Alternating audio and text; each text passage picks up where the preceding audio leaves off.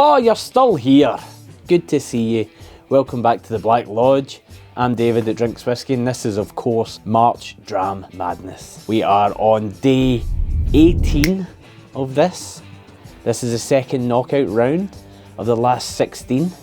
The first one was an absolute delight and a bit of a torture to try and pick the best one. I just happened to be wearing the same clothes 2 days in a row, before you ask.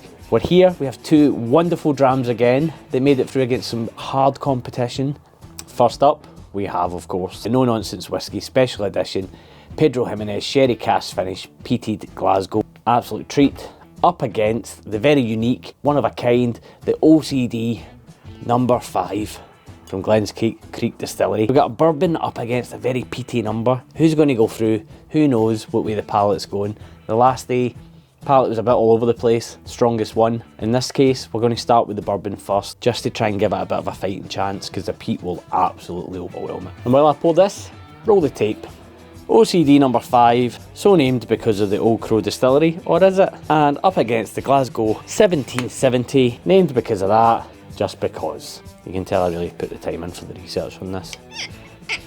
Did my usual and over poured one of them, but we'll start with the bourbon anyway, with the OCD number 5. Immediate, just a kind of a stoury bourbon nose to it. You're not getting smacked with like the oaky, cherry, charcoaly notes. It's a little bit more subdued than that. A little bit, tiny bit of peppery on the nose I'm finding. There it is. A lot more subdued now. OCD number 5 isn't available to everybody. It's barely available in the States. Very select states have it. And if you go on the website, it says don't order unless you're coming to pick it up because they don't ship. So to try and give you some context of what it's like, it reminds me a little bit, and David the Distiller, if he sees this, please don't kill me. The immediate note reminds me a little bit like a Woodford Reserve, but different. And by that I mean Woodford Reserve has this to me, a very unique note. It's very sweet, almost have an artificial sweetness for a bourbon, but it's obviously not, I'm not saying it is. It has it first, and then it dials it down, dials it back, not even down, dials it back. And what you get is, you get the wood influence, a lot more wood, but the sweetness just runs through it, like the spine of the finish. The sweetness is there if you seek it out. Very delicate. Mouthfeel is good, not thin. Sorry, I'm gazing into the distance, I'm trying to pick my notes. Has that, as I've used before, like an ice pop, like a cola ice pop, almost like a diluted cola feel to it. A little bit scratchy on the back.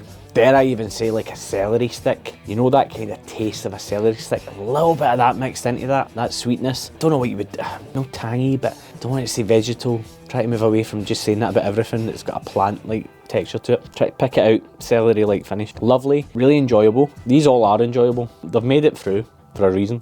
On the nose, keeps developing. Lovely. But yeah, there's that celery, that celery kind of, it's really hard to pin. It comes and it goes. It's just one wee note, just pops open. Right, on to the next one. This of course is the Glasgow Peated.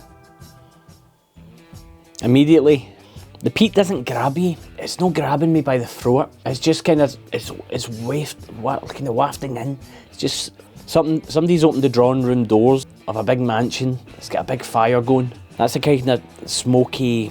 It's not overbearing, it's not overpowering, it's very rich, it's lovely on the nose. There it is, the peat's there, the sweetness of the PX. Now, I know there's a few E's out there, shouting out Peathead in the comments. Sherry peat is not for him. For me, sherry and peat, when it works, it is fantastic, and it's just delicious. It's full-bodied. Now this is strong stuff. It's 60.1%, and you're looking at the Glens Creek OCD is 51.3, so they're no slouchies, but again, both of them drink really easy. It's delicious. It's a delicious dram. The sweetness complements the proof, it complements the texture, the body's there, everything that's gone right about it. It's fantastic. And again, these are two whiskies. Quite glad they're paired up. These are two whiskies that if you don't have, you're not getting. This is very much on me to do a good job of describing them. They've both done a stellar task at hand. I think you would have seen on the OCD, I'm trying to pull out a lot. It rolls off the tongue with the Glasgow.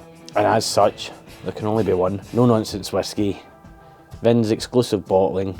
The PX Sherry Cask Finish Glasgow. Congratulations, well deserved. And unfortunately, that means Glens Creek OCD number 5, you're dead. These knockouts, man, it's a treat. It's an absolute treat to be doing them. So please, like, comment, subscribe, do everything you need to do. I know it was a slog to get through the 32, but we're rocking and rolling now. We're on the home straight. Let me know what you're thinking in the comments below, and I'll see you tomorrow. Cheers.